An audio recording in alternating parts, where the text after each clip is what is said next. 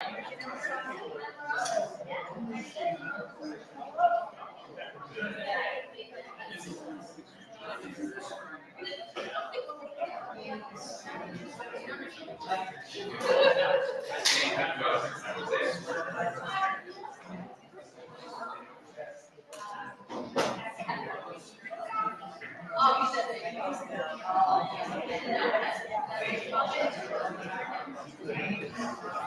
are you doing? I'm doing well. How are you?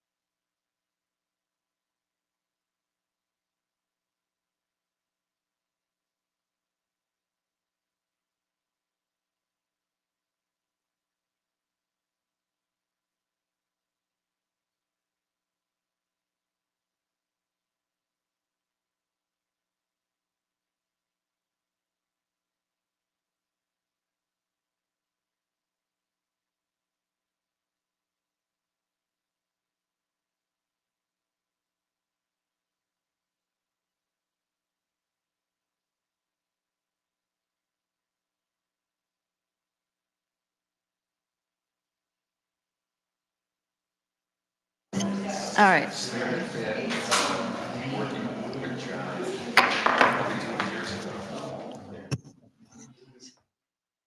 Fascinating. I know, fascinating, isn't it? Okay. I'd like to call to order the meeting of the Board of Trustees of the Village of Riverwoods. Please stand with me and say the pledge. I pledge allegiance to the flag of the United States of America and to the republic for which it stands, one nation, under God, indivisible, with liberty and justice for all. Thank you. Roll call, please. Trustee Clayton? Here. Trustee Hollander? Here. Trustee Eastmon? Here.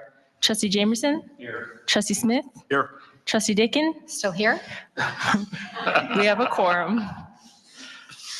Oh, and Mayor Ford, sorry. Here.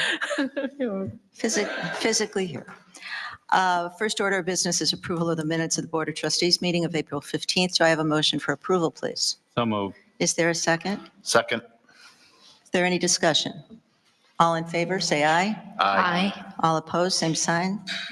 Motion passes. Before we move on to the next item of business, which is the swearing in of newly elected and re-elected officials, I'd like to take a minute to thank our Trustee Hollander and Trustee Dickin for their service to this village. And we have small tokens of our appreciation in front of you. Volunteering for this duty is no small decision. And going through the caucus process and the election, each of you remained engaged and contributed during your terms with your thoughts, your opinions, and your expertise.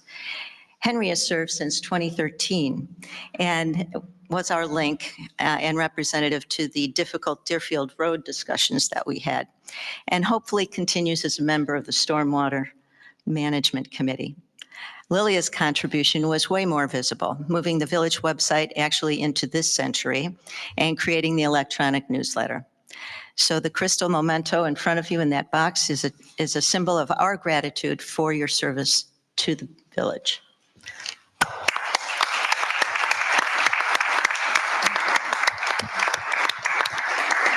and as was afforded to me when I left the board as a trustee many moons ago. If either of you would like to address the board or address the public, be happy to hear your comments and thoughts. Trustee Hollander? Oh, Trustee Dicken? Moving on. Trustee Hollander then, please. You're the longest serving. I found this very rewarding and a way to give back to the community. There aren't many ways you can do that easily in Riverwoods. And for me, this was an honor and an ability to at least give me some purpose. And I appreciate all the help that I've had over the years, and hopefully did a little bit more to make Riverwoods a good place to live. So for me, this has been a wonderful experience. Thank you very much.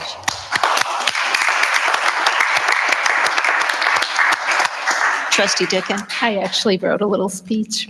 I Okay. could have a minute, please. Good evening. It has truly been an honor to serve our community these past 4 years. Sitting on this board has been a privilege and a journey filled with both challenges and growth. While we haven't always agreed on priorities, one thing has been consistently clear. Everyone in these chairs is here because you all truly care. You are here selflessly and with a purpose to make this village better. I want to thank each of you for the passionate discussions we've had. They've been more than just debates. They've been life lessons that I will carry with me long after this chapter ends. And now to the incoming and continuing trustees. You know, there may be moments when you feel unheard, opposed, or even tempted to walk away. And when that happens, I urge you to pause and to take a step back and remember why you're here. You're here for the people who believed in you, who voted for you, and who trusted you to be their voice. I also encourage everyone on this board to keep your hearts and minds open, to listen even when an idea feels foreign or uncomfortable, to take the time to have the conversation and to hear the perspective. Because, you never know, someone might just win you over.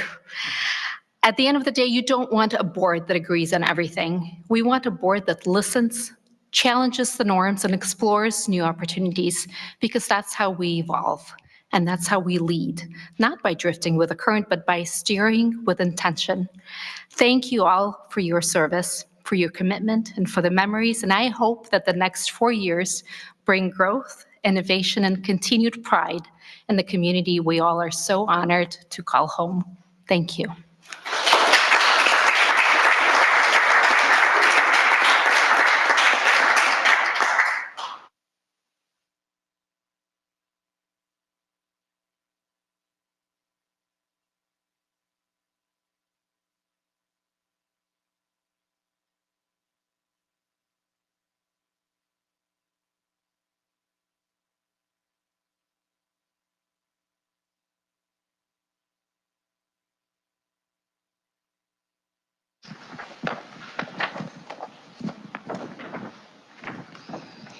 So you just raise your right hand and repeat after me. I, Andrew Eastman, I, Andrew Eastman, having been elected to the office of having been elected to the office of trustee for the Village of Riverwoods trustee for the Village of Riverwoods in the County of Lake, in the County of Lake, in the State of Illinois, in the State of Illinois, do solemnly swear do solemnly swear that I will support the Constitution of the United States that I will support the Constitution of the United States and the Constitution of the State of Illinois, and the Constitution of the State of Illinois, and that I will faithfully discharge and that I will faithfully discharge the duties of said office the duties of said office of the Village of Riverwoods according to the best of my ability. of the Village of Riverwoods according to the best of my ability. Thank you.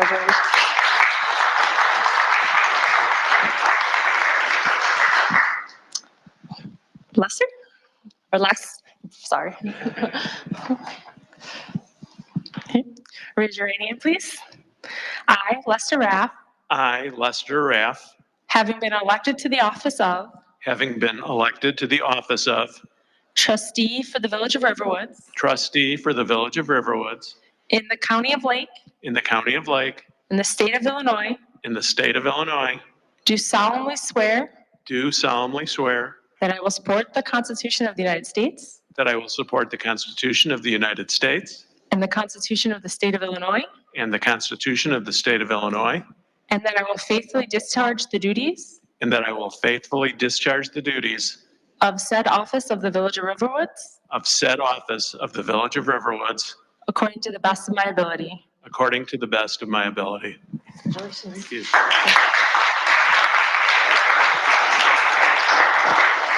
Laura? Sorry.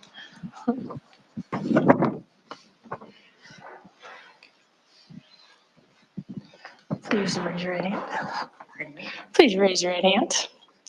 I, Laura Trevino, I, Laura Trevino, having been elected to the office of having been elected to the office of trustee for the Village of Riverwoods trustee for the Village of Riverwoods in the County of Lake, in the County of Lake, in the State of Illinois, in the State of Illinois, do solemnly swear do solemnly swear that I will support the Constitution of the State of the United States that I will support the Constitution of the United States and the Constitution of the State of Illinois, and the Constitution of the State of Illinois, and that I will faithfully discharge the duties and that I will faithfully discharge the duties of said office of the Village of Riverwoods of said office of the Village of Riverwoods according to the best of my ability. according to the best of my ability. Congratulations. Thank you.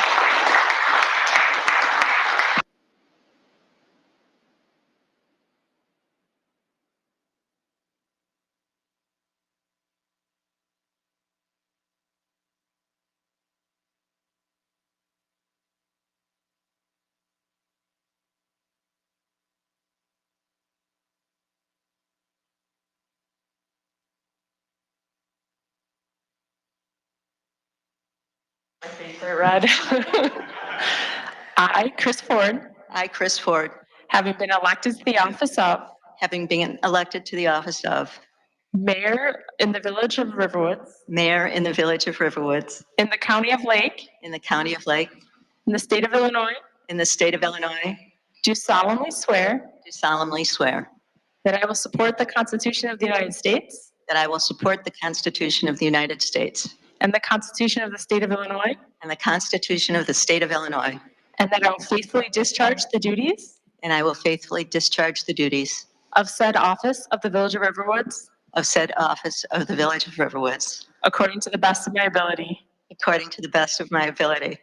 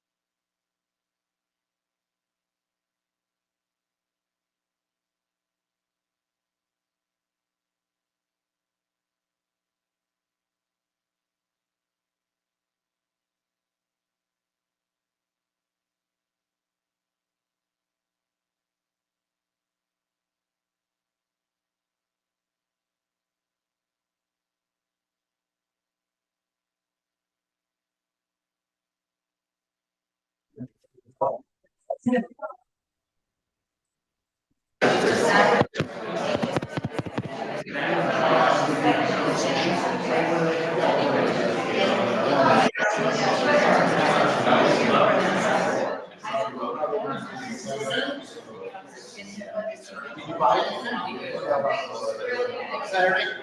I should go Saturday.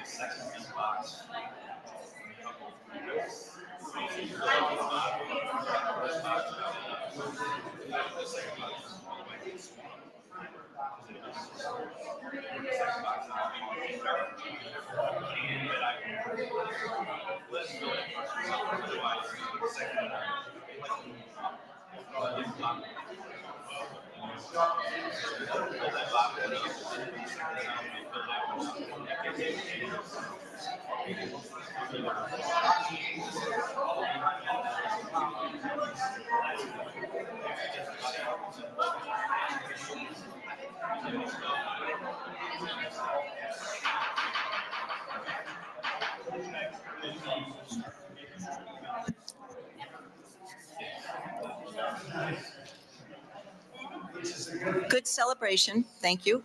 Thank you, thank you, thank you. Okay, well, Susan said she couldn't couldn't hear anything. She's heard it before, so I don't know. I'll find out tonight. Ready? Okay. Call the meeting back to order, and we'll start with a roll call. Trustee Clayton? Here. Trustee Eastman? Here. Trustee Jamerson? Here. Trustee Raff? Here. Trustee Smith? Here. Trustee Trevino? Mayor Ford? Here. We have a quorum. Thank you. The first order, the second order, but maybe the first order with our brand new board is our finance director's report. We always start with an approval of the bills. May I have a motion for the approval of the bills, please? So moved. Second. Are there any questions or comments on the bills as they were presented? Okay, hearing none, may I have a roll call, please? Trustee Clayton? Aye. Trustee Eastman? Aye. Trustee Jamerson? Aye. Trustee Raff? Aye. Trustee Smith?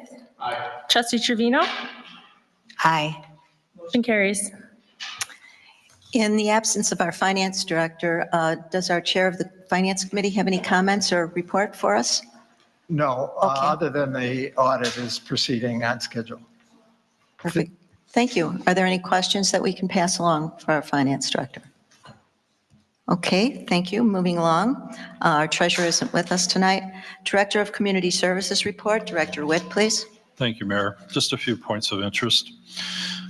Starting with Saunders Road, pleased to announce the land acquisition process is finally complete. Last week, IDOT certified the project, and they anticipate that it will be on their June 13th letting. Construction would then likely start sometime in August. We have also escalated our search for the water main leak that occurred last year near the intersection of Saunders Road and Brayburn. With the thawing of the winter ground after the winter freeze, the driveway at 1661 Saunders has experienced some settlement with some fairly gaping holes underneath the pavement, but it's still not evident where the leak is emanating from. We've done some water testing, and we plan to peel back a portion of the driveway apron just to further investigate where we feel that the leak may be coming in from.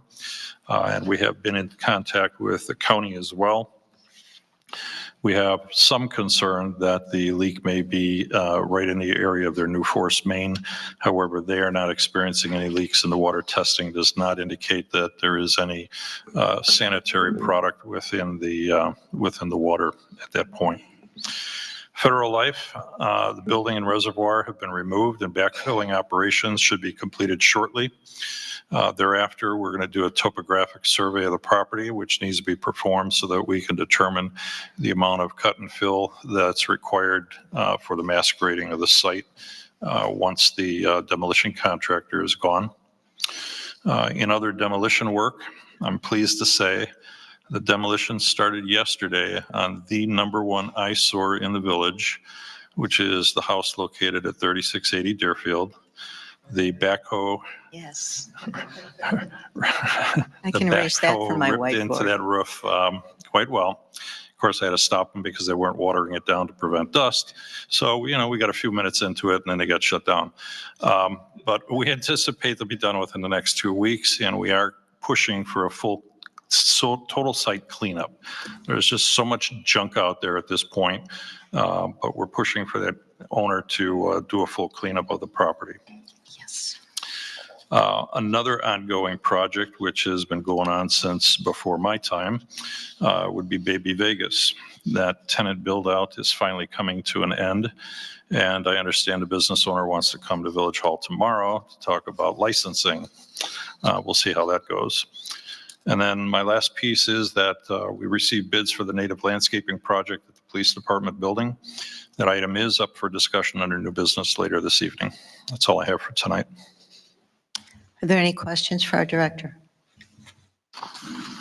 Seeing none, thank you.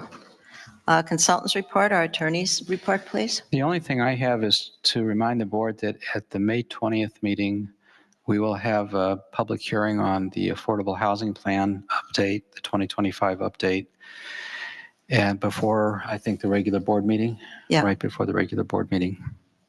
And then the governance workshop is also. We're still scheduled for the governance workshop at 6:30. Are there any questions for council? Okay, moving on. Plan Commission report. Chair Brightcoff, please.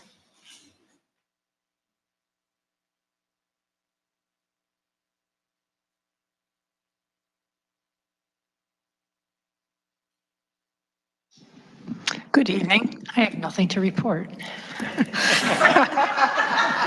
Sort of It's good anticlimactic exercise, there. Yeah, all right. Are there any questions for our Plan Commission Chair? Thank you. And next, our Zoning Board of Appeals Chair. Oh my goodness, and I get to be very lazy this evening just to tell you that I also have nothing to report. Nice. Well, thank you. Thank you very much. Are there any questions for our chair? Okay, moving along. Police report, please. Chief? A couple quick things. The police activity is in your packets since the last meeting. And we did receive some information from a resident that apparently Sandhill Cranes are using Saunders Road is a crossing north of the police station. So we didn't want anything to happen to them. So we've ordered a couple of signs to put up, to watch for wildlife crossings. Not sure how much it'll help, but it can't hurt. So, yeah. Additionally, I hadn't reported in a while about our flock cameras, our license plate readers, how they've been very helpful to us. In addition to on the overnight shift where they'll hit on a stolen car and the officers go out and find the car, try to stop the car. They don't stop, they just keep going. But the good news is they're leaving town and they're not committing crimes in our town, because typically they come in overnight to commit burglaries to motor vehicles, and they drive stolen cars to do it.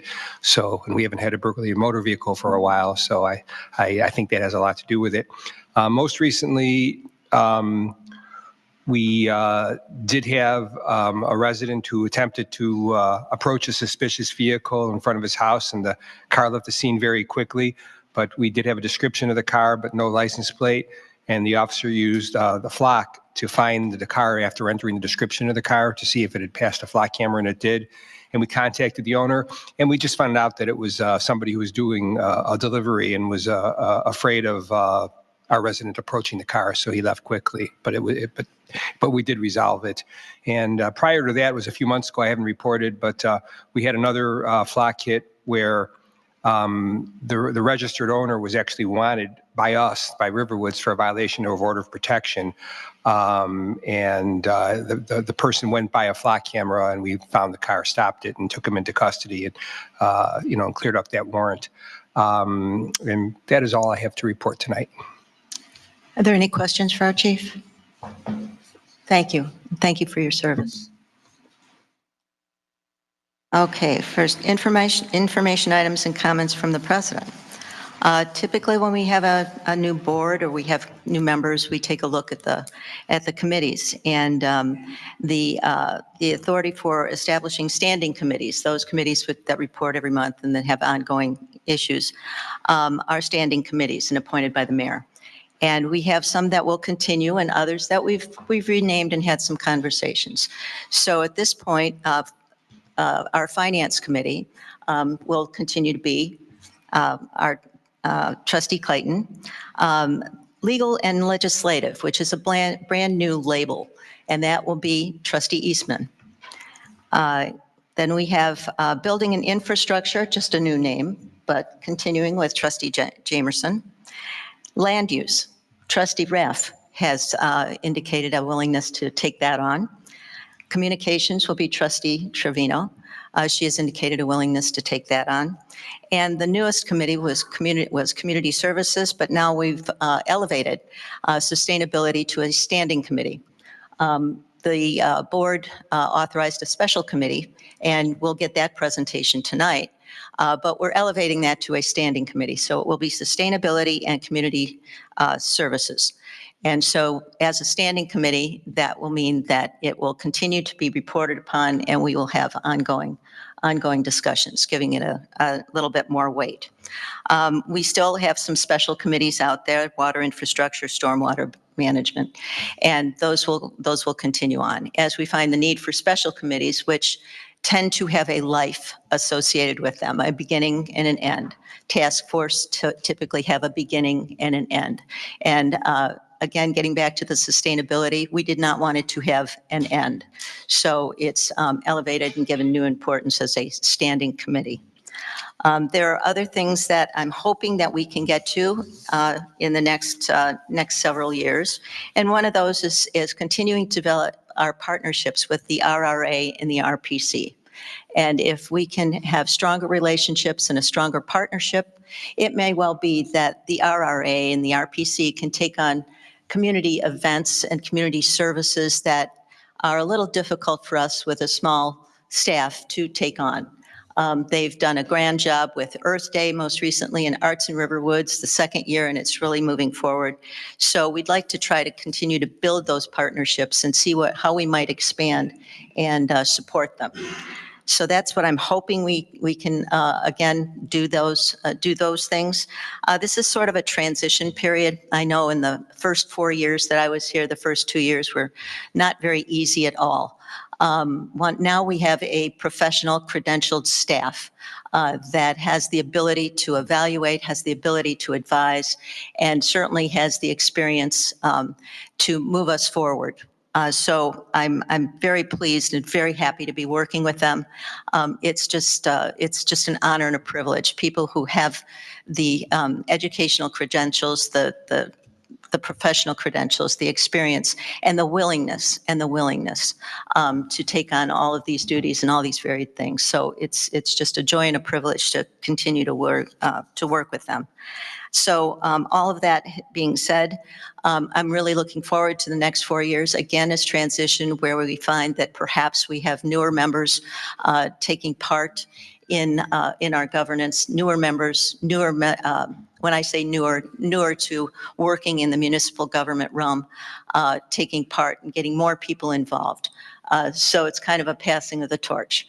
So again, I'm really hopeful, looking forward to the next 4 years, and staff and consultants, and in particular, one consultant who sits to my right, have been an enormous source of good advice and strength and comfort at times.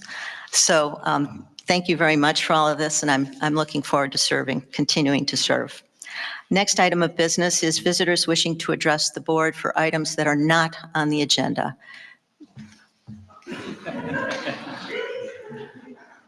Surprise. Would you like to state your name, please, for the record? Yeah.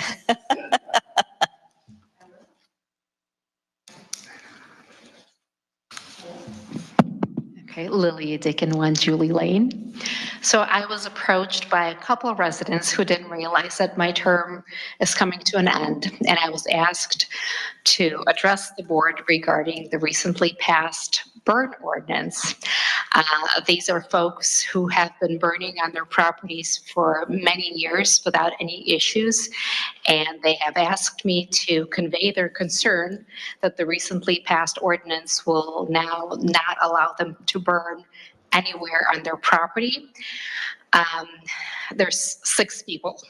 And I know that there might be a petition that might be started. And so what they were asking is if the board would consider revisiting the enforcement of the ordinance such that it could be enforced only if somebody complains. So I will leave it with the board. These are folks who want to do the right thing. They want to apply for the permit. They know they're going to be denied because it doesn't fit the parameters. Now I'll leave it in your hands. Well, thank you very much. We know we've heard from the other side. And just for information, the parameters, meaning the distance for the setbacks from the front, in the front yards and the side yards, that has always existed. And it just was not enforced. So they might want to Those things, understand if that. a tree falls in a forest and nobody hears it, so I think there will always be violations, but these are folks who never, I think, intended to fly under their radar, who now feel that they might have to do so because of these restrictions. So I wanted to convey that, and this is in your hands now. Okay. Thank you very much. Is there anyone else wishing to address the board on items? Oh, Randy.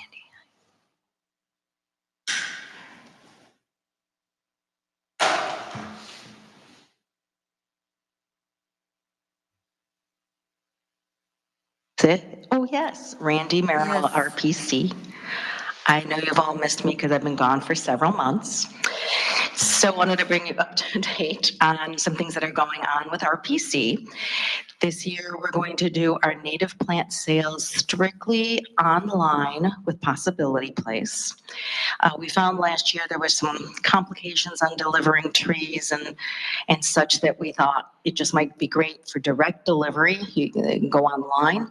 There is a dedicated website link with RPC's name on it. And if we get orders in excess of 75 orders, then we participate in some of the revenue on that. So it might be very worthwhile for us. I don't have my numbers yet, but we began allowing this April 1st, and you can order through December 31st and count towards us getting credit.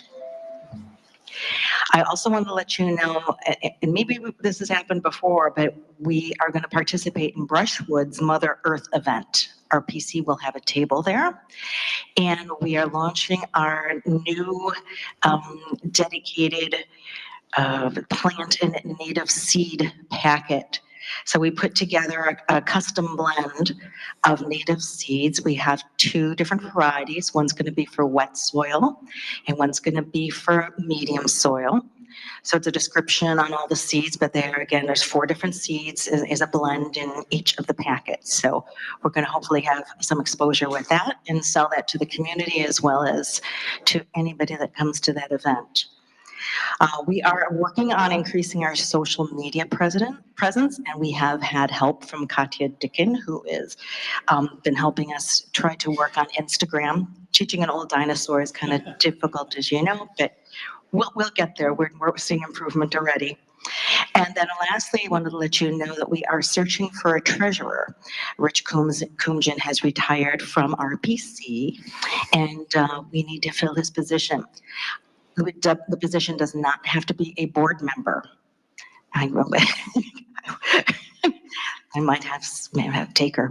I was thinking I'm like a former trustee perhaps or something. I don't know. Henry's already gone. So anyways, that's all I have. Are there any questions? As long as we've got our chair here, our president of the RPC. I do have a question. Sure. The sale goes through December 31st. But they're going to ship it as soon as the order is done? That's true. They will take orders and then ship when the merchandise is available. Okay. I know some of it will come up as out of stock, and so then you won't be able to place the order. So ideally, it's going to have to be probably through fall. That just if anybody would want to do something. And it's actually unique orders. So let's say, for example, you go on and buy something now, and 2 months from now you want to do another order. There's no shipping. The price is including shipping. So it's not a disadvantage for all of us to go on and place 4 or 5 orders. Just saying. Just saying. I received one by one. One at a time. Any other questions or comments? Thank you. Thank you very much. You're welcome. Anyone else? Okay, moving on. First item of new business, presentation of the report of the Sustainability and Climate Action Committee. We shall be doing this. Okay. I believe there's an overhead.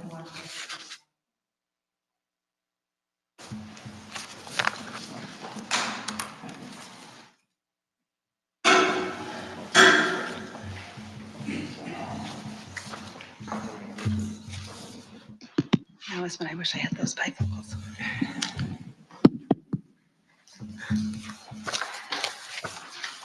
Before we begin, Lori and I would like to thank the mayor, the board of trustees, the village staff, Randy Merrill, and the RPC for their support in the formation of the Riverwood Sustainability and Climate Action Task Force.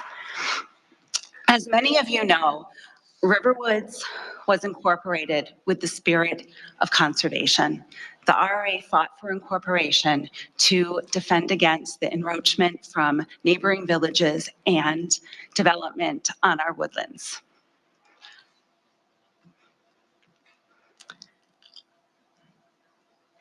It was a 2-year battle, but the village was incorporated in 1959. But the spirit of conservation grew into the Tree and Woodland Ordinances, the Riverwoods Preservation Council, and now the Riverwoods Sustainability and Climate Action Task Force. Riverwoods is a place that takes ecological balance seriously and has made conservation an element of the village's brand, which is that we are a secluded woodlands community privately stewarded by nearly 1,400 individual landowners. Over the years, Riverwoods has invested in many conservation actions. These include hiring the village ecologist, the cost share program, and adopting the Greenest Region Compact.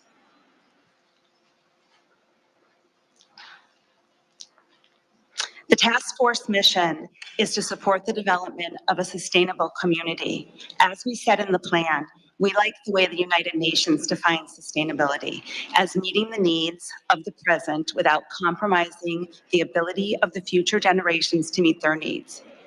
At its heart, this means balancing economic, environmental, and social needs by using resources in a thoughtful and forward-looking manner. It is with this aim that the task force developed the plan and the strategy. So this slide explains the strategy that the task force has gone through. Phase 1 is accomplished. That was the creation of the task force, identifying resources, gathering data, getting our goals together, and developing a strategy which highlighted the top 20 priorities. Then we drafted the plan. Now we're in phase 2, which is the execution of the plan. Next steps are to find a staff person, define a sustainability coordinator position, focus on the top 20 priorities, continuing to look for grants to help finance the actions, and reporting to the board at least twice a year as to where we are in the plan. Then phase 3 will be a longer term strategy where we continue to manage the top 20 priorities, and then we start addressing a strategy for the remaining many priorities, which you have seen in your packet. And this is a really beautiful Gantt chart. Thanks to Trustee Smith for putting this together. I know it was very complex from what I understand. It is a Gantt chart that shows the top 20 priorities, gives us a good idea of how the various actions stack up, how they bunch up, what are shorter term, what are longer term, but it's a really helpful visual guide to the top 20 priorities. Next, please. The task force has 3 asks. The first ask, I guess, has already been done because we've been formalized as a standing committee. So we were going to ask for the formalization of the task force this evening and for the formalization and approval of the sustainability plan as a living document. And by living document, that means that it will literally grow and change as the task force comes before the board to ask for approval of initiatives. This could be, we promise to do it bi-yearly, but it may be that we do it on a quarterly basis or more frequently based on how active the task force is. But we really are asking for the formalization of this so that the task force can get to work on its top 20 priorities. The second ask that we have is for approval to begin fleshing out what exactly a sustainability coordinator position might look like. Its relationship to the task force, its relationship to the mayor, to the board, to village staff. We would also like time to think about possible fiscal support in terms of donations and grants. The last big ask we have is for the board to approve up to $3,000 so that we can do a carbon sequestering study. This will enable us to have an accurate baseline so that we can set targets and measures to evaluate the overall success of the plan. We thank you for your time and are happy to entertain any questions or comments.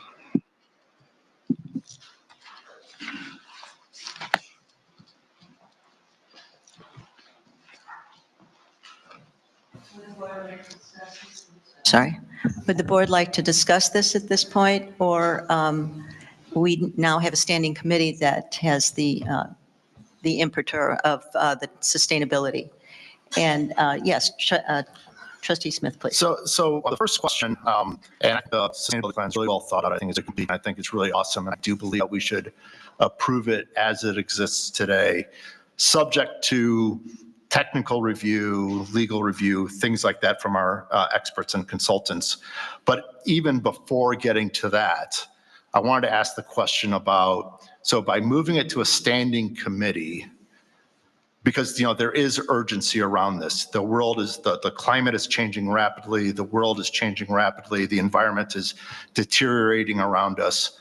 The question in my mind is, how do we make sure that this stays a high priority? And in terms of the process of moving from a task force or an ad hoc committee to a standing committee, what are the requirements entailed thereof? So for example, do we have to wait, a month to for the standing committee to do something different or new? Or if somebody could, Mayor Ford or Attorney Huvard, if you could just explain to us what that process looks like and what it means in terms of all the work that's already been done. Well, if I might start, we want this plan to be serious, and we want it to be impactful, and we want it to be clear.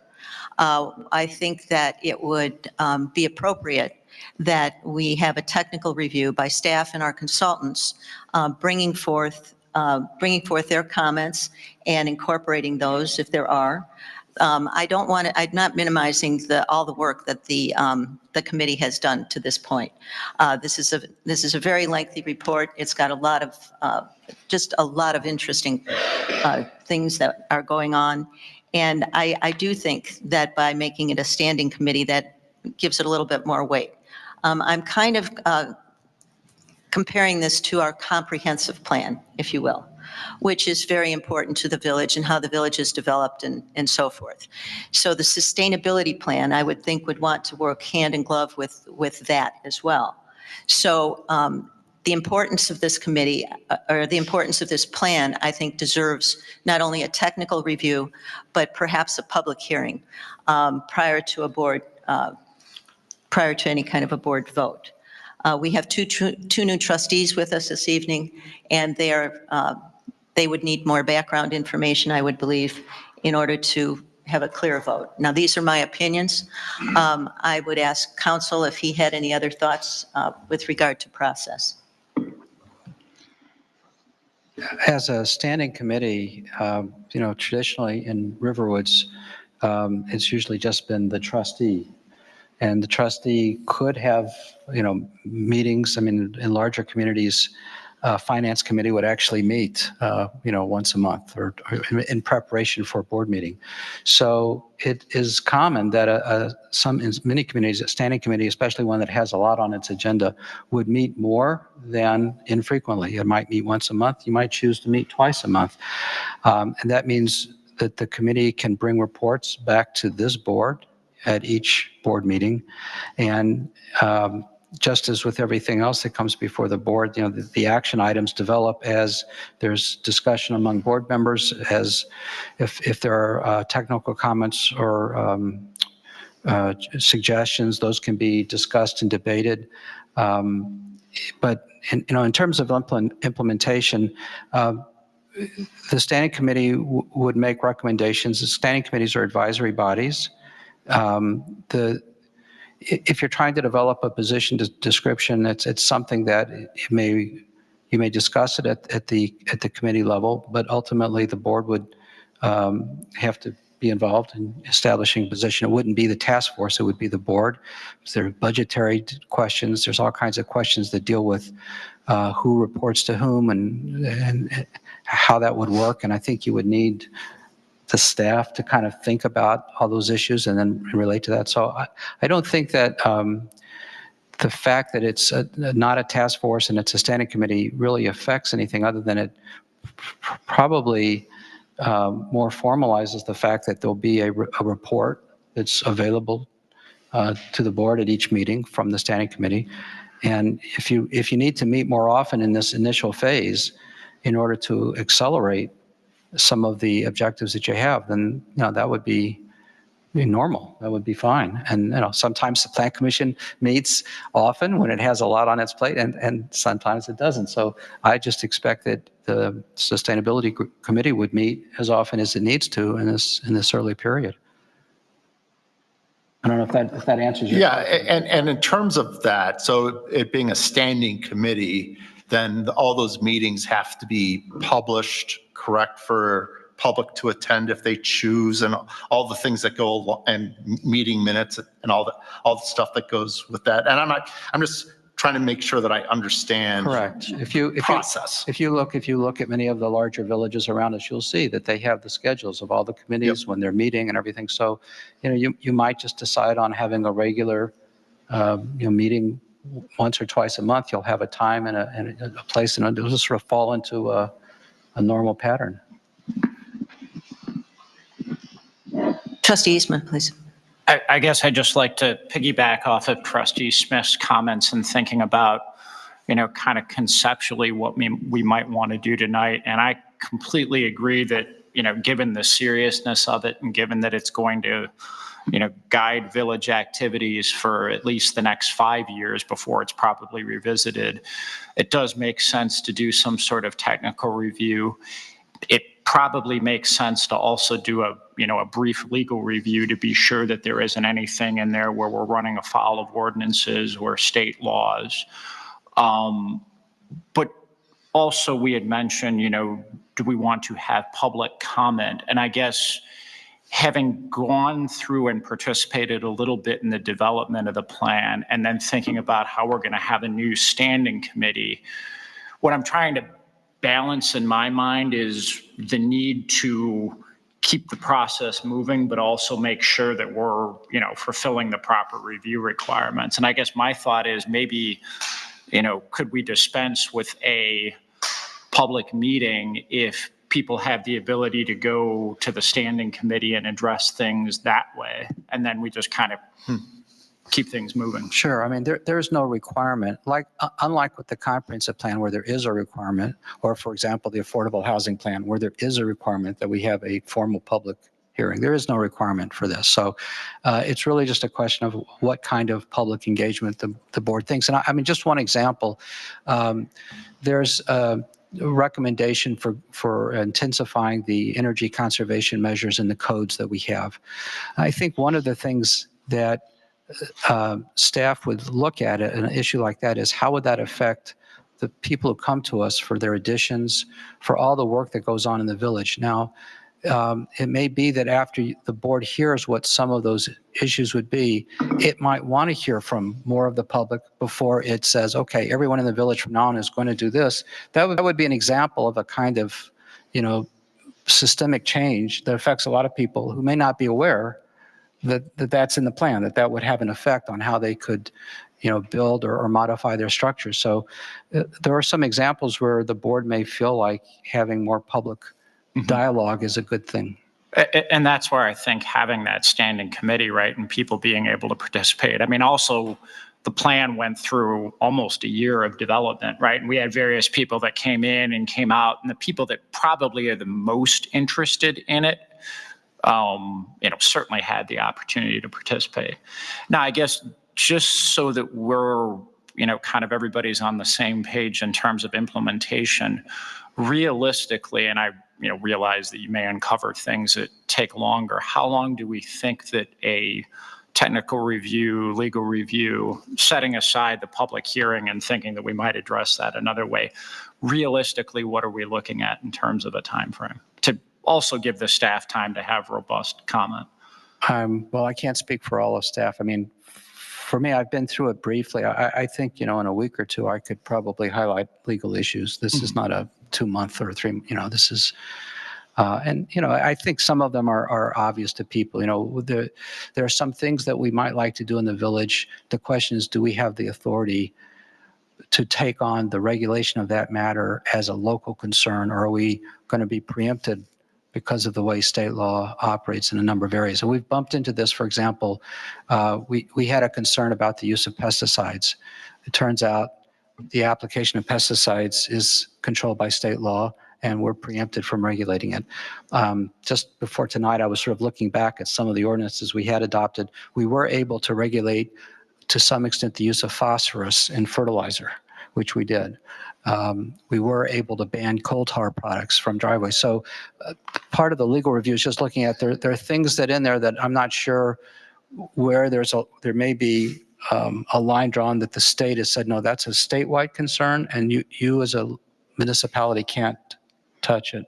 And that's exactly the value of this sort of a review, is that we don't, I mean, the average layperson wouldn't know, that this particular, I mean, they might agree with the particular objective, but they wouldn't know where the pitfalls are and what state law is and how, you balance those things going forward. Trustee Clayton? Just a question for the two chairs. How much of the implementation over time do you think is going to be taken on by the sustainability coordinator and the RPC and so on versus any impact on the village staff?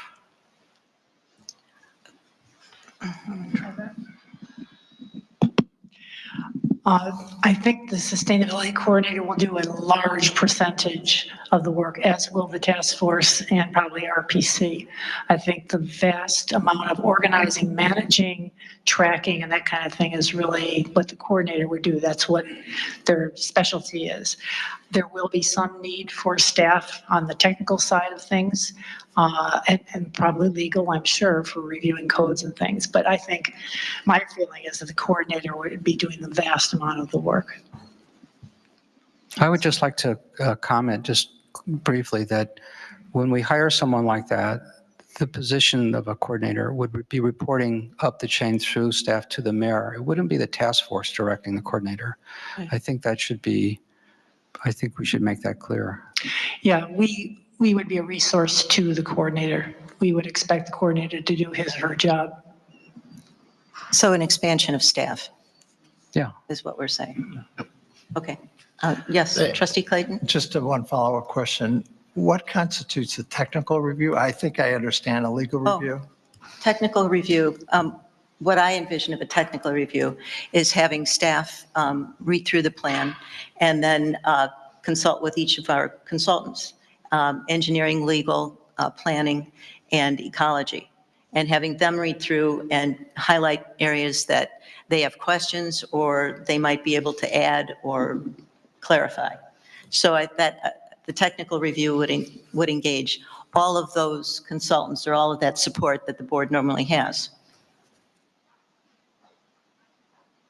And what's not available to the committee at the time of the writing of this. Continue? Oh, no. Please. Oh, okay. Press that. You'll have to get used to it. Okay. You gotta get closer.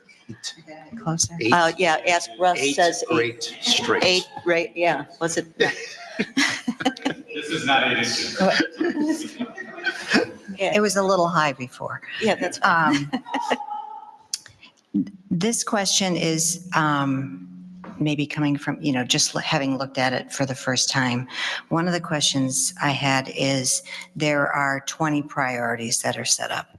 And one of the things when I'm used to looking at plans is you see what the plan is and you see the metrics so you understand what goes with it, each one.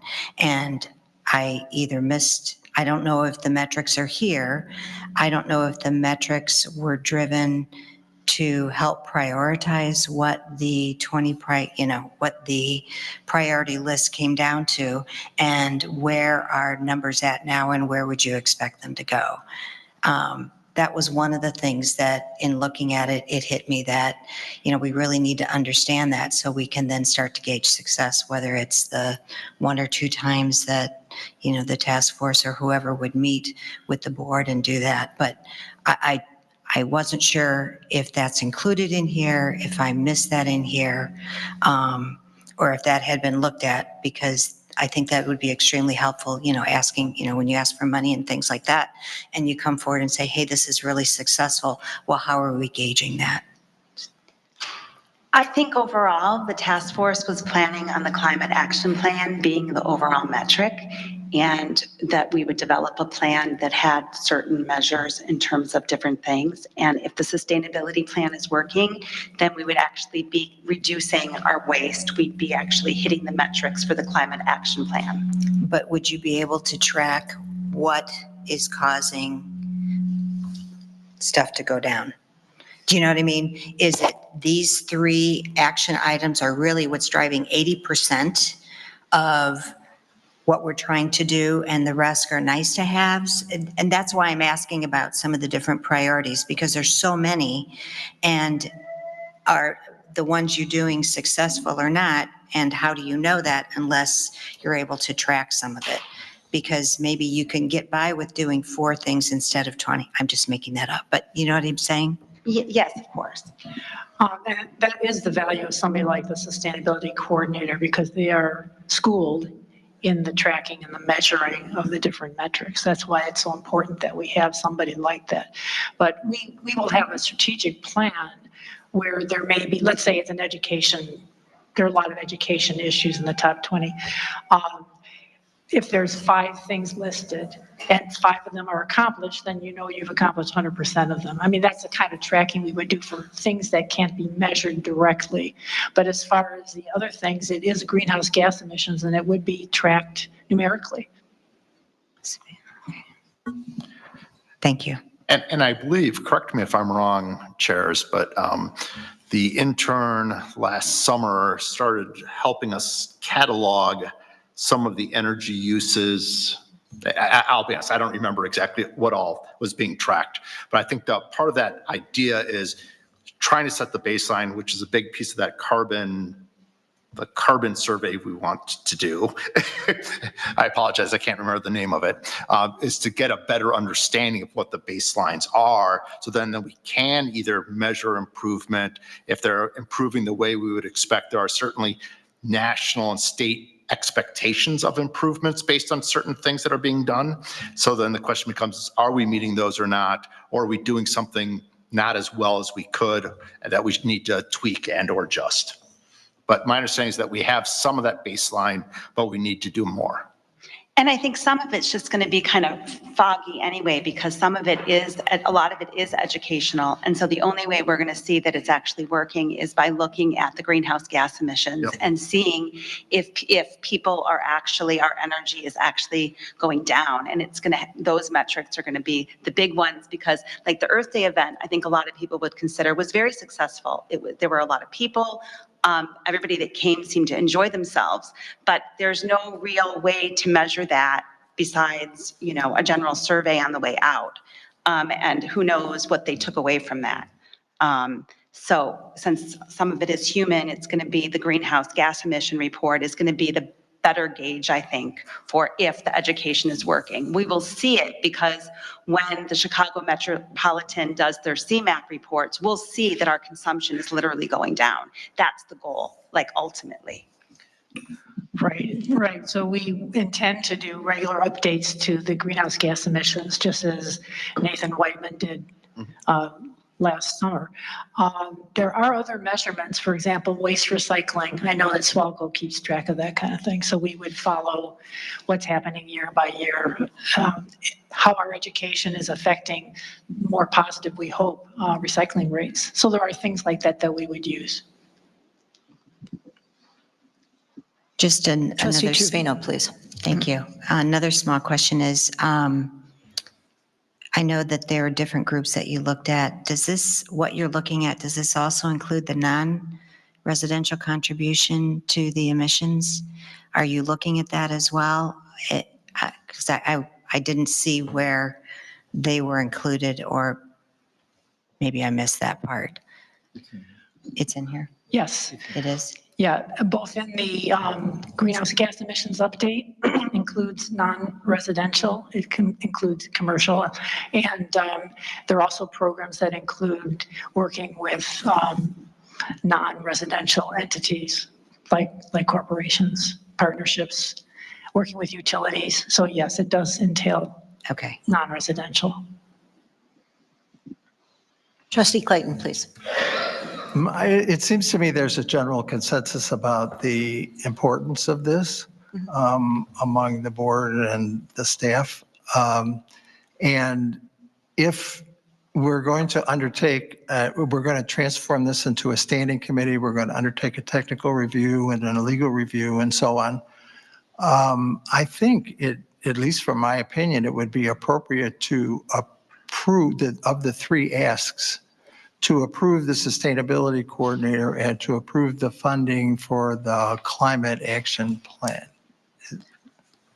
The staffing request, I think we want to take a look at and see how that would fit within, not only within our budget, for our staffing budget, but how that would fit in, if it needs to be a full-time or part-time, if there's some way we can accomplish that. So the staffing question is really an administrative question, operations question. And I think that's something we need to take a stronger look at and not just approve it, because it's where does it fit? Where would we put them? How long would they work? What would the salary be? Who would they report to? And specific duties and so forth. My understanding from the committee, I turned off my microphone. My understanding from the committee was that they have kind of estimated how many hours would be required, how much it would cost. And really, the only administrative question that occurs to me is where you want it in the overall organization chart for the village. At this point, I don't see why the board can't approve the position. Typically, the recommendations for positions and add to staff come through the Comp and Benefits Committee, and we haven't addressed that. It's as simple as that. This is new. We haven't done a thorough review. We have not done that. We are receiving the report this evening. And it may well be that we have people on staff already that we can carve out duties or we can get time. So we'd like the opportunity to think about that and to take a look at that, and for the Comp and Benefits Committee to bring a recommendation to the board, as is typically done. It's not a no, it's a can we please do our review? So I think, so what I'm hearing from the trustees is general approval of the plan, which I commend and think we should approve the plan. I understand, Mayor Ford, your comments about looking at, do we have somebody on staff, or how do we get that person to be on staff, part-time, full-time, whatever that might be. But I think to Trustee Clayton's point of view, or comment, excuse me, is that the board has the approval to approve funding. And I think, as Trustee Clayton mentioned, I think we should approve the funding of that. We should approve the $3,000. We should approve the plan subject to technical and or other review. But I think we need to make sure that technical and or other review happens expediently, and we should set a deadline to make sure that that is done by X date. And maybe that's not the next Board of Trustees meeting, but maybe it's the first one in June. Trustee Raff, please. Yeah, listening to the past comment, I think that may be putting the cart ahead of the horse. And I think there's a general consensus that we all favor a plan of this sort. And I was on the committee. I think it's a great plan. But I do understand that it would be beneficial to have the review prior to our actually approving the plan with a time frame, with a deadline. And if it can't be met, then maybe we need to proceed without that review. But I think, we spent a year developing this plan. I don't think it's out of line to spend another 2 or 4 weeks to have it reviewed before the board takes formal action, which is making a big commitment. And I hope that we do commit to it. But I think the review is in line, as long as it is somewhat limited in time. Trustee Eastman, please.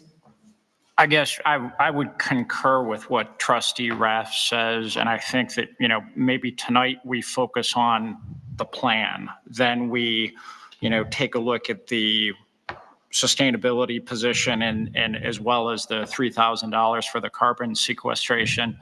The one thing that jumped to mind too that I remember from participating was the idea that there may be grant funds available for the sustainability coordinator. So I don't think I would want to go ahead and approve of something when I don't have a good sense of if there are things to offset it. And I was going to say, I commend you for having that third appendix in the presentation that really laid out what the budget might look like. And it may even be an easier lift if we're able to identify some sort of sources that might even partially offset the ask for the sustainability coordinator. So I'm kind of more of the sense of tonight's focus on the plan, and then, and certainly I agree with the, relatively expedient timeline. I mean, want to be sure it's done right. And then step by step, right, as we uncover new things to look at. Yeah, can I just jump in real quick, Trustee Jamerson? And just say that, we do have a grant subcommittee that is working and trying to figure out some funding sources for the sustainability coordinator position, be it grants or donations. So I do think there will be some money forthcoming. What that amount is yet to fully be determined. But there should be money that will cover quite a bit of it, I would think. That's the aim. Trustee Jamerson, please. First of all, I do think this plan, it was, took a lot of work to do, and I think it's very well done. I do think that there is no reason why we shouldn't go ahead with the carbon study. I think that's important. I don't think it's going to change whether this plan gets changed or not, whether there's technical issues in here or there's legal issues. That carbon sequester, is that?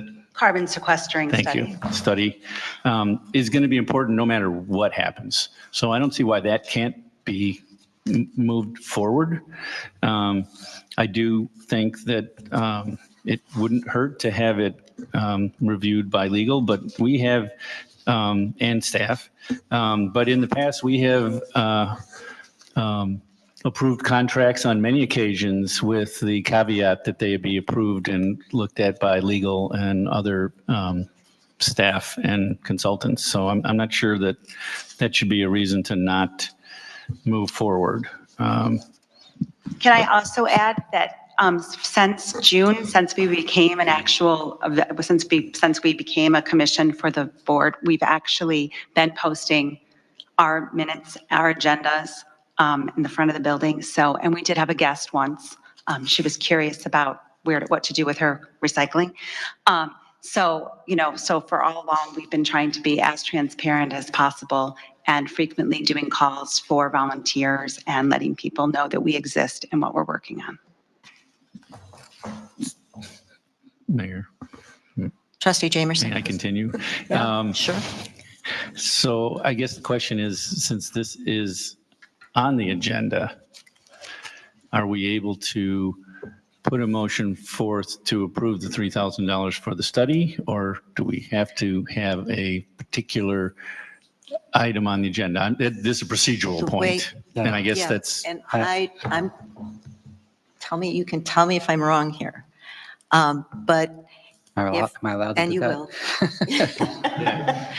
Box on your desk too, Bruce. Just kidding. I can certainly, it's under my spending limits, so we can certainly go forward with the carbon study.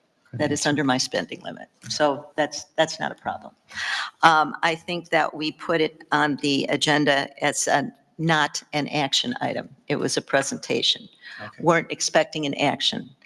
But what we can do is, because it is a standing committee, is the plan is now in the standing committee, and we can begin our work with that technical review toward bringing the plan back to the board for approval, if that makes sense. And I appreciate the need of a deadline as well. Did I? No, that's, I was thinking in terms of the review, when we assemble comments and questions, let us know whether you want to, you maybe schedule a meeting with the standing committee with those comments to have a chance to sit down, not in a formal board meeting, sit down and say. Not in a formal board meeting, but as we do with the plan review committee, which is an internal committee where we receive development proposals. We can certainly do that with the sustainability committee. We would have a meeting where our consultants would say, here's what I found, here's what we think, how do we work toward this? So we could certainly do something like that. Trustee Clayton. And so is it your intent then to convene the Comp and Benefits Committee to go over this position and so on and so forth? And if so? I think what I'd like to do first is the larger stuff. we could do it at the same time, I suppose, but we have to look at the budget as well for the administrative compensation budget that we have posted for 2025. And a review of It what's that. seems, I'm sorry, I didn't. No, please. It seems to me that it kind of goes hand in hand. The plan. You need an internal steward. Depends on having the resources to implement the plan, and the resources to implement the plan depend on approval of the plan. So I was kind of hoping that maybe they could go hand in hand. Yeah. So as we leave it, the carbon study can move forward. I can approve that. That's my spending limit. I'm getting the feeling from the board that that would not be questioned at the next board meeting. Or if it is, someone else can answer it. And that in the meantime, we would ask staff to begin their review. We would ask our consultants to begin their review of the sustainability plan. And just a cursory first one, how long do you think this would take? How in depth do you want to go? Then we would need to, I should write all this down. Then we should, the Comp and Benefits Committee, and that would include our HR person, to take a look at the proposed addition to staff and bring kind of everything together. But the standing committee, again, we'd start directing our consultants to take a look at this and get an estimate of cost of the review and timing of the review, because we'll need both of those. Trustee Jamerson, please. One more quick comment. Sure. I view this plan as a kind of a living document that changes are going to be, I wouldn't say constantly made, but as opposed to the comprehensive plan that Trustee Eastman mentioned, it's not going to be a 5 years. It's not going to be five in my mind, and I'm not on the committee, so I don't want to be on the committee. You sure? I'm positive. But I think that the committee is going to be massaging this plan over time. Yeah. And so I think when the consultants and the staff does a review, they have to keep that in mind that, this isn't something that's poured in concrete and it's never going to change. No. So no, I mean. And it's not going to be 5 years. I guess that was my point. It's not going to be 5 years before it gets looked at again. It could be 6 months. Right. How many times do you think we've had special uses come before us? Oh, I know. So nothing is cast in stone. No, I know, And but I'm just saying. We've got to be, yes. We need, The comprehensive plan continues to live on as Right, well. it So does. the sustainability plan needs to have that same status. I think we should And lives on. pledge to review the sustainability plan as often as we review the open burn ordinance. No. No. If we do that. Careful. Okay, so what did I say? So Mayor Ford, what I'm yes, hearing though is that we're going to do these things and we're going to be prepared to review and vote on at the June 3rd Board of Trustees meeting. I think we need to have our consultants tell us I think we that should we tell need to- them it's urgent and they need to do it quickly. we will certainly convey the urgency. We will certainly convey the urgency. And that's aggressive, but we will certainly convey the urgency and we'll find out. But to Trustee Jamerson's point of view, which I think he said very well, it is a living document that we expect to change. So for them to spend too much time or too much money reviewing every nit and nat and I and crossed T, I think it'd be better served to make sure that we are kind of strategically aligned and trying to achieve the right things versus kind of going off after a wild goose chase.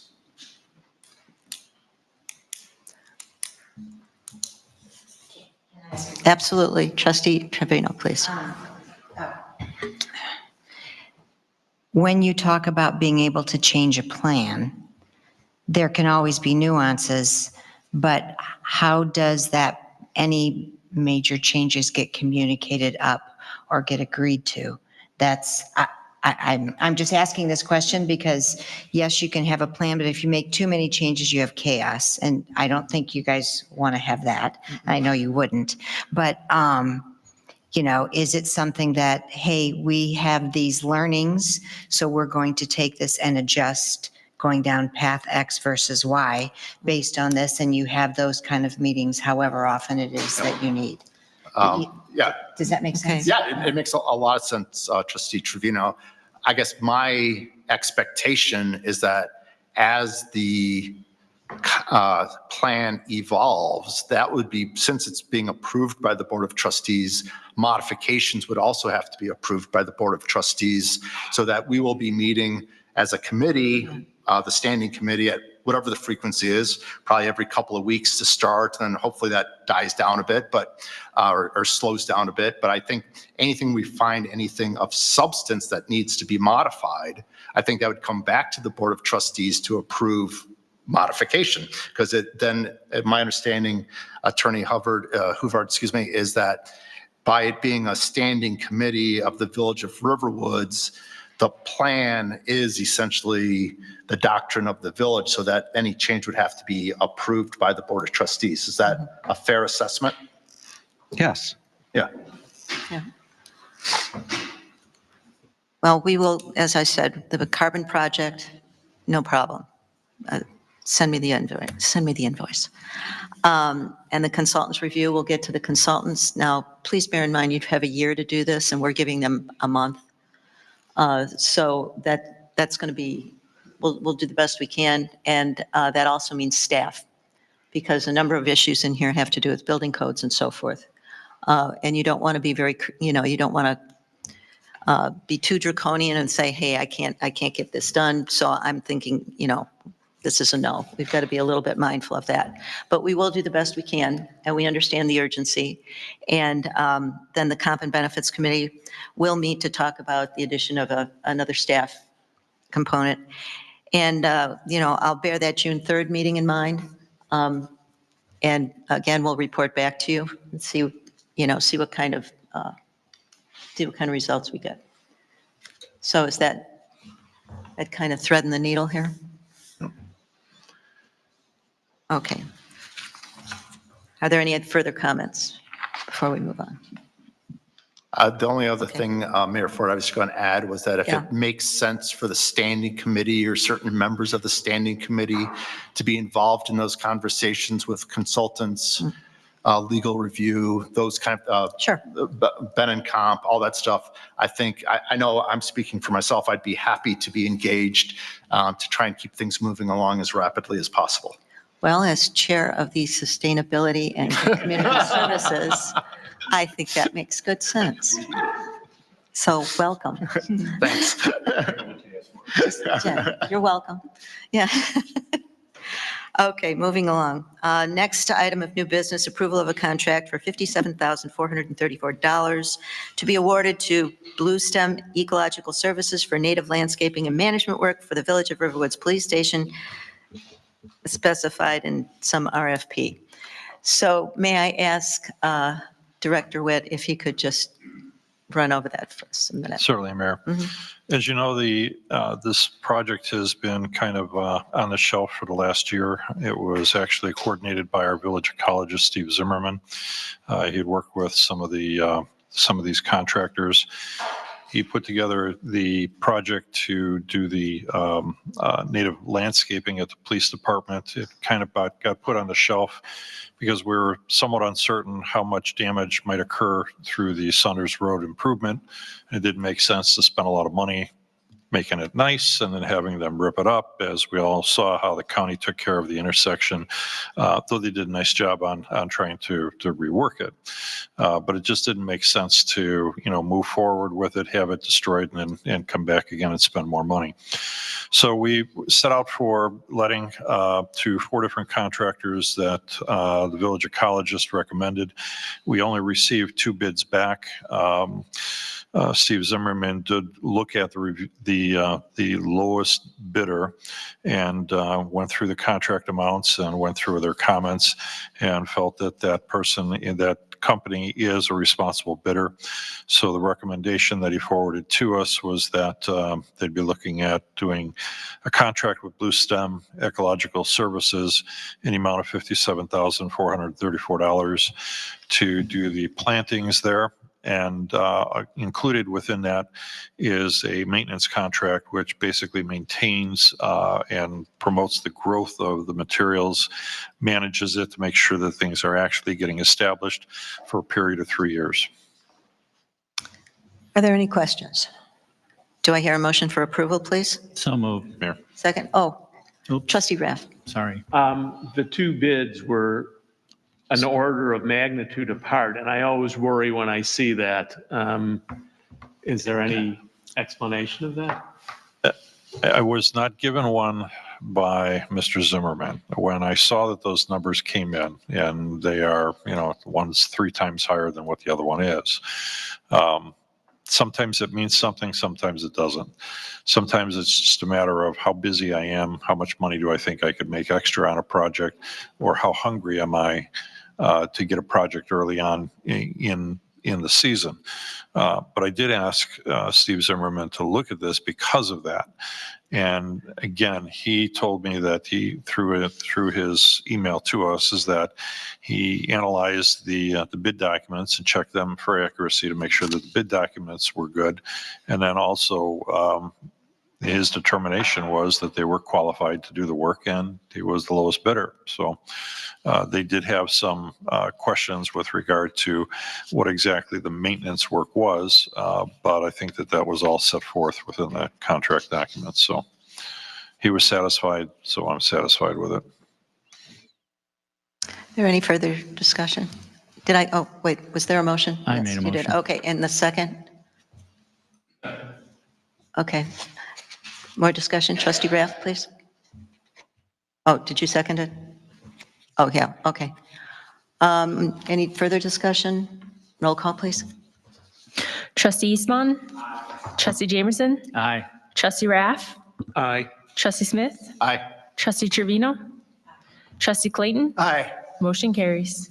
Thank you. Okay, next order of business is approval of Thorn Creek Headwaters Preserve Wetland and Stream Mitigation Bank Credit Purchase Agreement with V3 Wetland Restoration and payment of $31,540 for the purchase of wetland mitigation credits for the Saunders Road Service Transportation Program. Do I have a motion for approval, please? So moved. Is there a second? Second. Is there any discussion? Any questions? Director Witt, do you have any comments? Not really. Unless anybody has questions, I'll be glad to answer. Roll call, please. Trustee Jamerson? Aye. Trustee Raff? Aye. Trustee Smith? Aye. Trustee Trevino? Aye. Trustee Clayton? Aye. Trustee Eastman? Motion carries. Thank you. Okay, finally, an ordinance. What's a meeting without an ordinance, right? Do I? Next item of new business is approval of an ordinance amending the village code concerning licenses for raffles. Do I have a motion to waive first reading, please? So moved. Is there a second? Second. All in favor, say aye. Aye. Aye. All opposed? Do I have a motion for second reading and approval, please? So moved. Second. Is there any discussion? Should our village attorney give us a little update? This was actually our village clerk's idea. Scraping it off on the village crew. Nice job. Well, it was my fault, so let's. Oh, it's your fault? Okay, so would you like to talk about it then? Well, the Deerfield Riverwoods Bannockburn Chamber of Commerce is planning on having a golf outing as they do every year, and pickleball,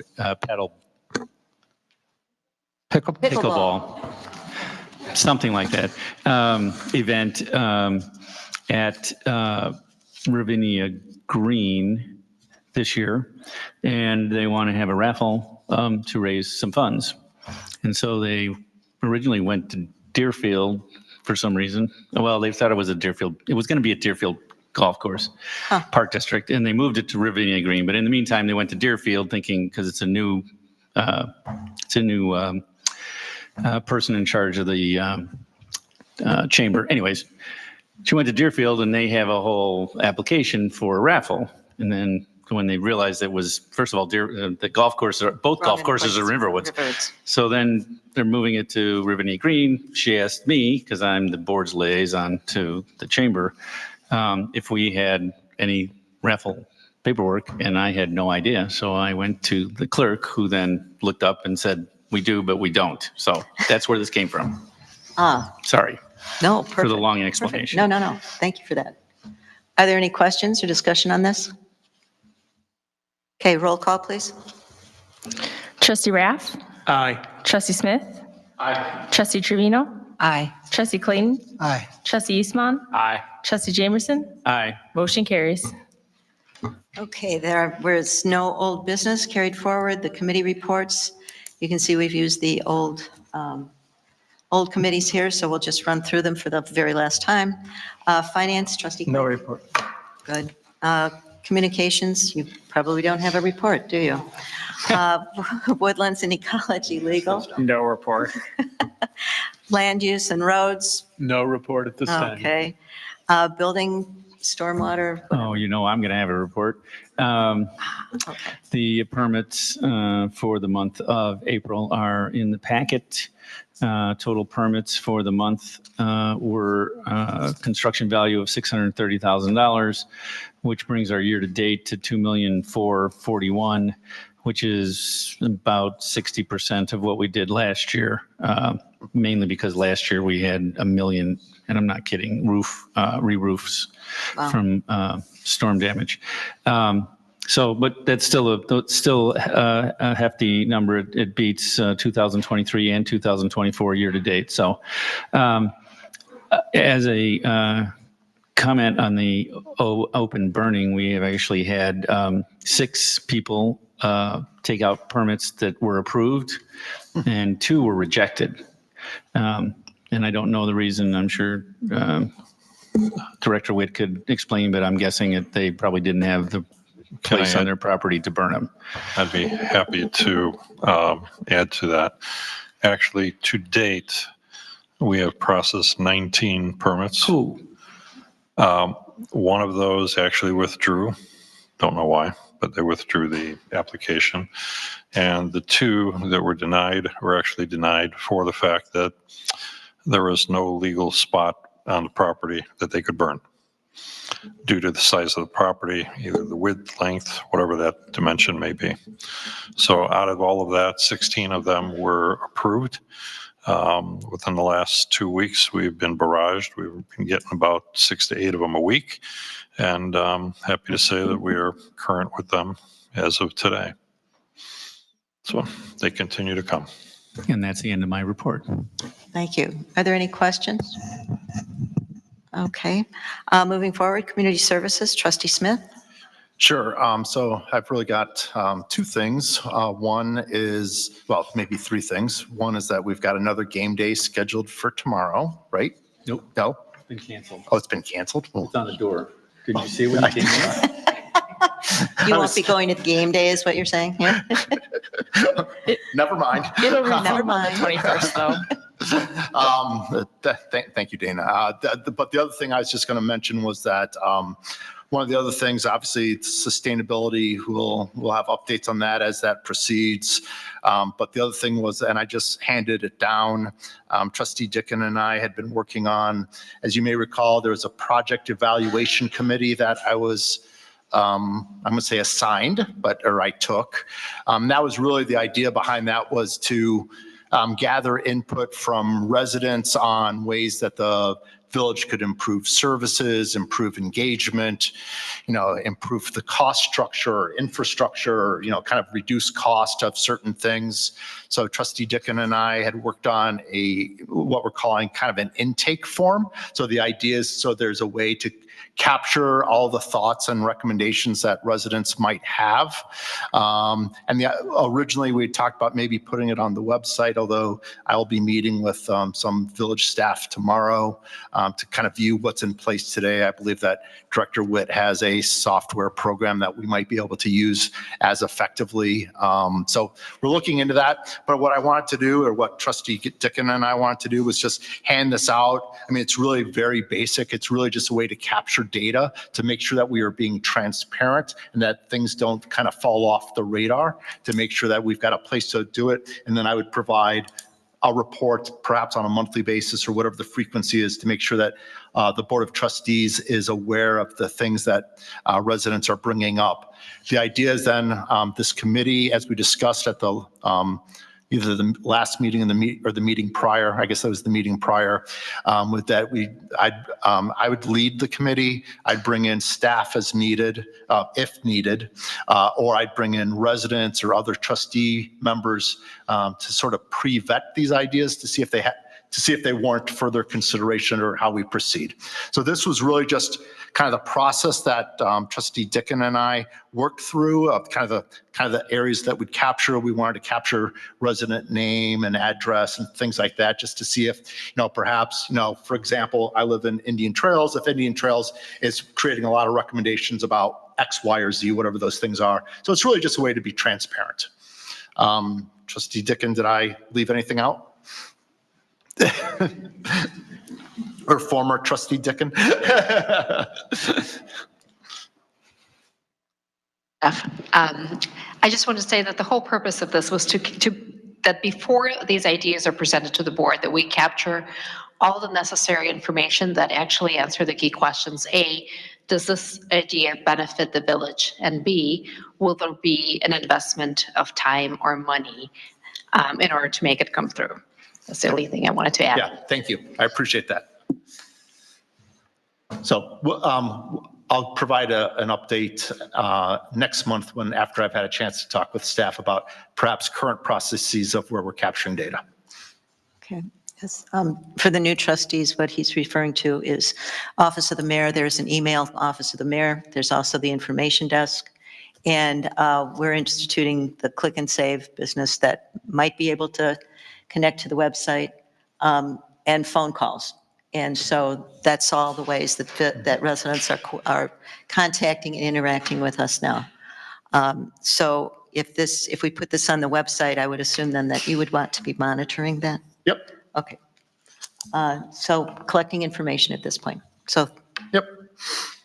Okay, anything else? Are there any questions for our trustee? Okay. That's the end of my report. Okay, thank you. Strategic land use, Trustee Clayton. Thank you. I'm assuming that Trustee Raff is going to now become part of the group. Is that correct? Strategic land use was, actually, land use was under Trustee Hollander there for a while. And if you look at D, land use and roads, the Strategic Land Use Committee was sort of a special committee that was formed. You were doing a survey and presenting the results to the board. And so I think that this is a little bit different, but of course I think we need to talk about how that relationship might happen. Okay. In terms of a report, we had a detailed meeting with TSCA, Director Witt, at that time, Trustee Hollander and me, to go through the feedback that we got from the public and to go through the physical properties of the physical dimensions and characteristics of the various properties. We try to divide some of the desires into those that are short-term and some of those that are long-term.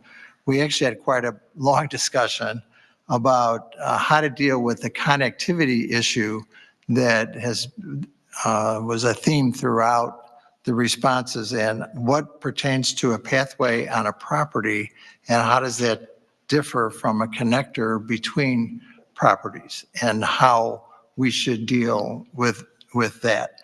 At this point, we are in the process of compiling a report, and we expect to be able to transmit that report to the board by the next board meeting. By the next board meeting, you say? Yes, ma'am. Okay. I don't know, Michael or Steve, if you want to add anything to that? No. No, I think you've got it pretty well put down. We discussed each of the different properties that were under consideration. We looked at the uses and kind of weeded out certain properties that couldn't fit things that we were looking to do. And as you indicated, looking at making a prioritization of several of those properties that we would look at trying to move forward on a quicker basis, with the notion that, you know, there are others that could fall behind it in the future. Yes, I should have, thank you, Director Witt. I should have mentioned that we kind of divided things into short-term things, things that we think that we can grasp, and things that are longer term that we may have to think about and that have significant resources associated with them. So that's my report. Thank you. Are there any questions for our trustee? Okay, moving on. Are there any board comments this evening? Trustee Jamerson, please. I've made this comment over 3 administrations now. And I'd love to see it come to fruition. It has to do with smoke detectors in residences. They are required by state law. My comment has been that so I did inspections for the Village of Northbrook for many years, electrical inspections, and it was something that they required over 15 years ago, that anytime anyone takes out a permit for anything inside the house, even as small as a remodel of a bedroom, which has, or whatever, they inspect to make sure there are smoke detectors per state law, which is in every sleeping room, within 15 feet of a door of all the bedrooms, on all 3 levels or however many levels there are, along with carbon monoxide detectors on each level. As I go through your ideas submission form, the financial investment to the village would be pretty much the same as it was for the Village of Northbrook, which was a stamp. They stamped every single drawing with, it was about this big, and it said smoke detectors are required on every, wherever. As far as involvement of the village staff, the inspector that we now have on staff would be charged with looking to see if there were smoke detectors. I'll get to you in a second. It may not generate any cost savings, but it will definitely save lives if there's fires. And I think it's something that I have talked to Steve about it in the past, and we've kind of put it on the back burner because there were so many things on his plate. But I'd really like to see that come to fruition. I think it's a life-saving. We passed the ordinance requiring sprinklers in new construction and in major additions, which is also a life-saving measure. So I don't know if you have any comments, Steve, but. Well, I like the fact, I like the suggestion for the stamp, and that is a great thing, and we'll get one ordered immediately. I would have to say that it's my understanding that BNF Technical Services or Building Code Services has been doing that level of inspection for us. That's great. And Inspector Norberg and I actually had this exact conversation within the last 24 hours. If we pull open our newest adopted building code for residential construction, that is actually a requirement at this point in time. And we discussed that, and I told him, yes, move forward full force and do the inspections. The only thing that would help is give people a little more heads up that we're going to be going and looking for that. So the stamp is a good idea. Yeah, I mean, they stamp it on the drawing and make sure it's literally on the front page, even if it's just a sketch. Okay. Right. And we do stamp all the other drawings. You know, we have our caveat that, you know, you still need to meet all codes, and even in the event that something's missed, blah, blah, blah. But that type of stamp is a good thing to do. Okay, thank you very much. Easily done then? We just order a stamp? Is that really the bottom line of it? 2-3 days to get one. Yeah, I mean, Okay, it's a simple. Yeah, sounds like it's done. Yeah. Well, Done? Thank you. Is that right? Yay, yay, yay. Oh, absolutely. Trustee Raff. So if they do not have the detectors, does that mean their work does not get approved until they do? That's correct. It would be a violation. And, you know, Northbrook, and I think they still allow this, it doesn't have to be a hardwired system. It can just be a battery system, which now, for those of you who may or may not know, the new requirement is that all smoke detectors require 10-year battery. You're not supposed to be able to buy ones that have AA's or 9-volt batteries anymore. So that kind of takes away we put it up and then the batteries die and we never worry about it again. So. And I think our fire department would do a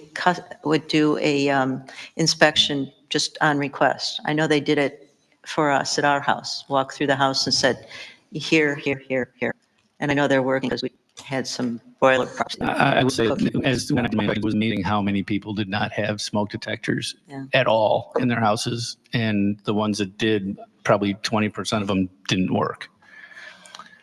Is there a similar requirement for a carbon monoxide detector? Yeah, it's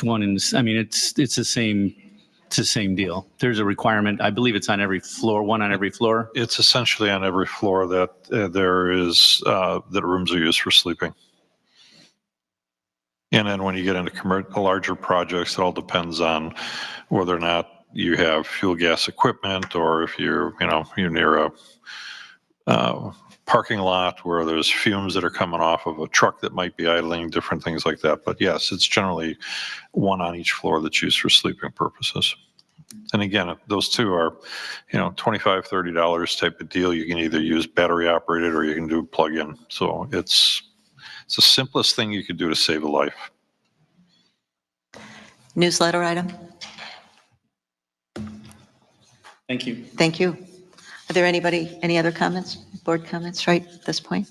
Okay, seeing no reason to go into executive session, the next date and time, we are still scheduled to have our governance workshop on May 20th. That would start at 6:30. We'll get your food orders before that, board.